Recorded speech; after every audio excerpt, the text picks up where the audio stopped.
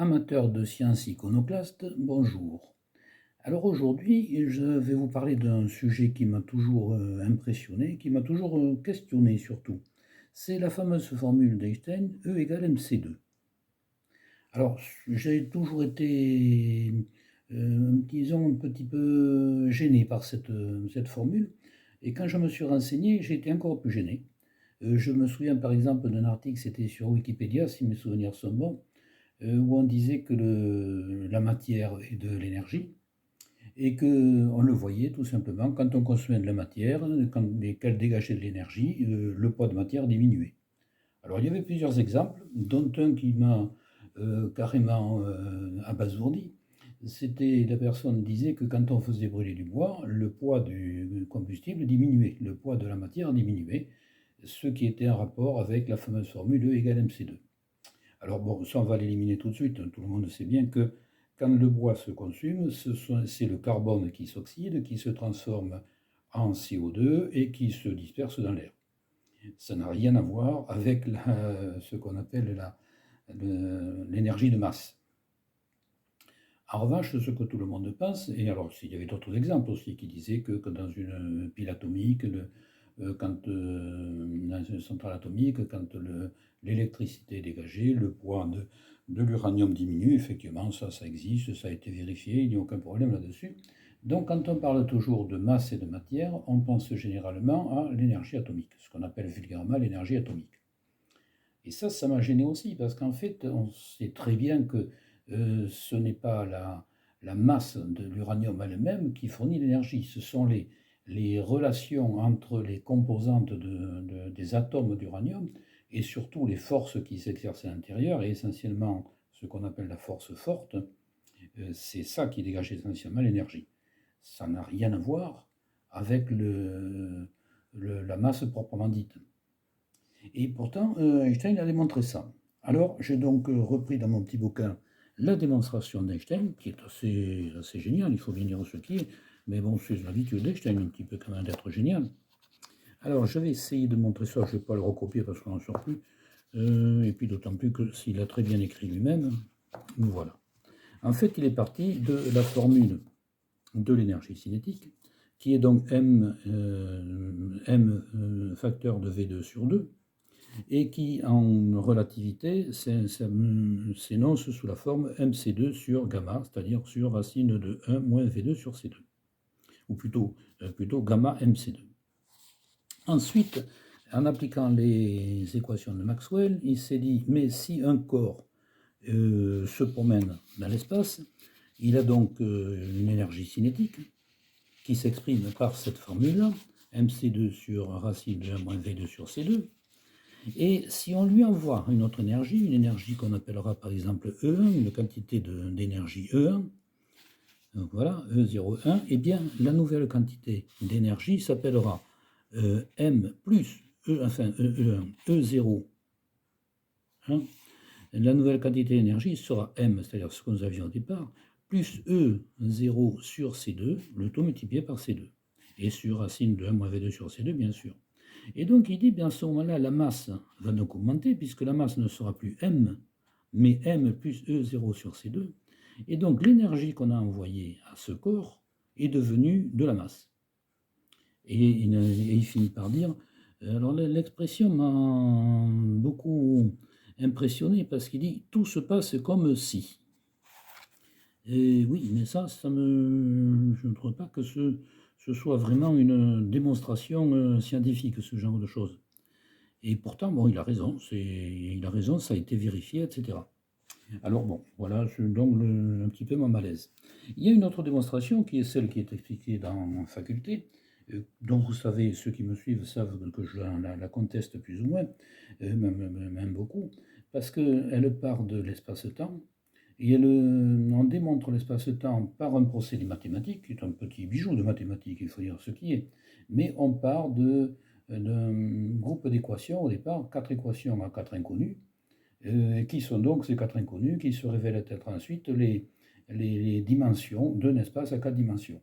Ben oui, mais si on part de 4 inconnus pour arriver à 4 dimensions, on part de 4 pour arriver à 4, c'était un petit peu donné dès le départ, donc ça me gêne un peu.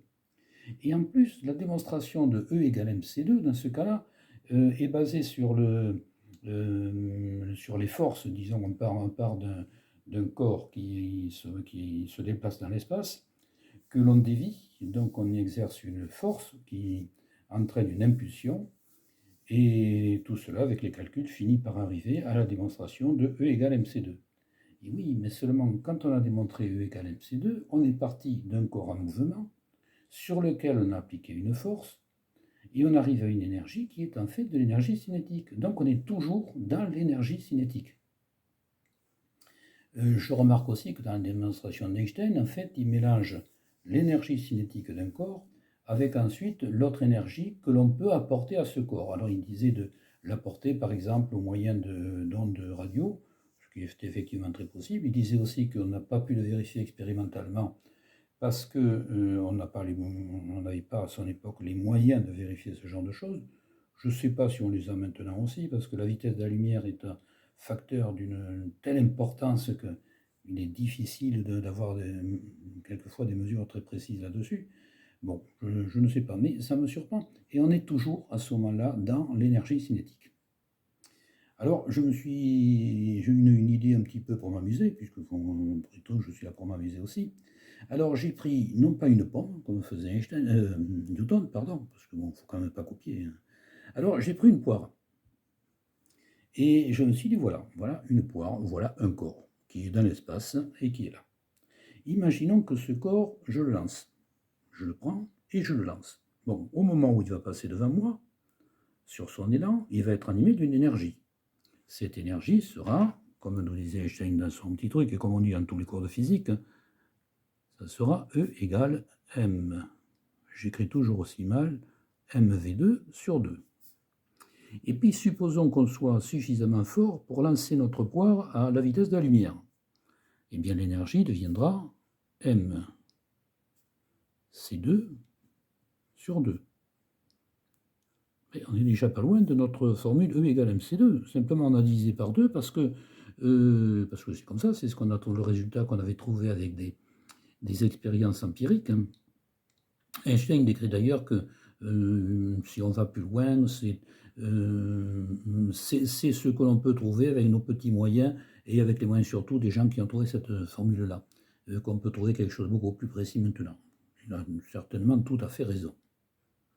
Et puis j'ai poursuivi mon raisonnement, je me suis dit, mais si je prends toujours ma poire, alors comme je suis devenu très costaud, je la lance à la vitesse de la lumière, et si je lançais en face, de l'autre côté, c'est-à-dire allant vers ma poire, un mur par exemple, un mur ou un parpaing, et que je lance aussi à la vitesse de la lumière, à la rencontre entre ma poire et mon parpaing, la vitesse de la poire par rapport au parpaing sera de 2 fois la vitesse de la lumière.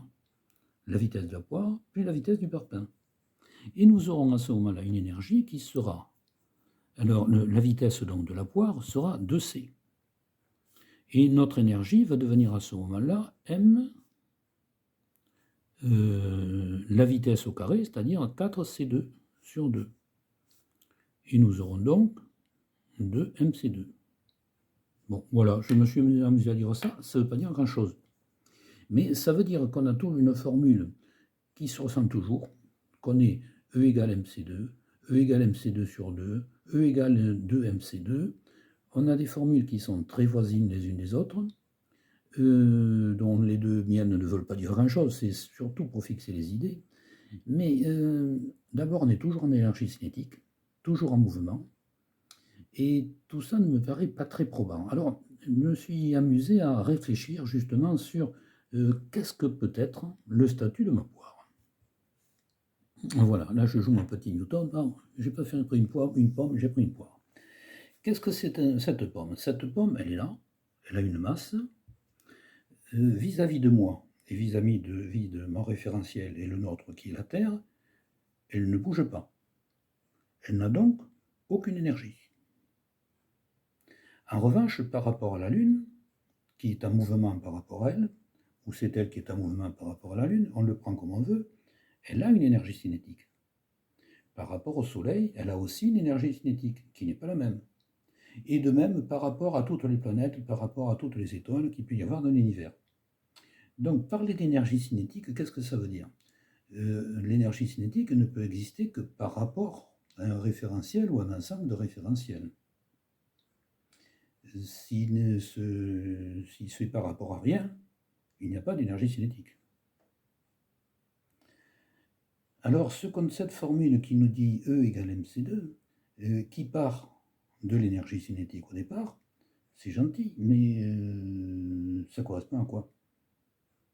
Alors, je fais une petite hypothèse qui est la suivante, qui est que tout corps qui se situe dans l'espace représente une quantité d'énergie. Une quantité d'énergie vis-à-vis de tous les référentiels que l'on peut considérer, soit individuellement, soit dans leur totalité. En totalité, je ne sais pas comment on fait d'ailleurs, mais pourquoi pas? On peut imaginer ce genre de choses. Et de là à dire que ce corps qui a une masse, ça, la masse, on peut la voir, elle est un peu. Alors, elle est relative aussi au référentiel et tout, mais ça, on peut quand même la mesurer, comme l'énergie cinétique d'ailleurs. Mais est-ce qu'on peut dire qu'il existe une valeur d'énergie qui soit immuable dans l'ensemble de l'univers? Ça me semble difficile. Ça me semble difficile, ou alors il faut admettre que la formule E égale mc2 représente en fait l'énergie cinétique d'un objet, c'est-à-dire d'un corps, c'est-à-dire ma poire par exemple, par rapport à l'ensemble de l'univers et par rapport à l'ensemble des référentiels que l'on peut relever. Voilà, c'était l'interrogation que je voulais poser. Je trouve qu'elle est intéressante, elle est même un petit peu vertigineuse. Mais comment peut-on expliquer autrement la formule E égale mc2? Que peut être cette énergie? Et surtout, par rapport aux démonstrations que l'on a pu faire, qu'on a pu avoir, en commençant par Einstein et en continuant par tous les professeurs de faculté qui les enseignent, qu'est-ce que ça veut dire vraiment? Voilà, alors c'est une interrogation qui, enfin, moi m'intéresse, je ne sais pas si elle vous intéressera. Je la trouve assez intéressante, comme je disais, même vertigineuse. Elle amène des quantités de réflexion. Ne serait-ce que en termes de physique quantique, par exemple, sur la formule de Broglie relative à la fonction d'onde. Il y a des choses qui sont intéressantes à la matière et il me semble qu'il serait bien de se pencher dessus. Voilà, je ne sais pas si je vous ai intéressé. Moi, en tout cas, c'est un problème qui m'a interpellé.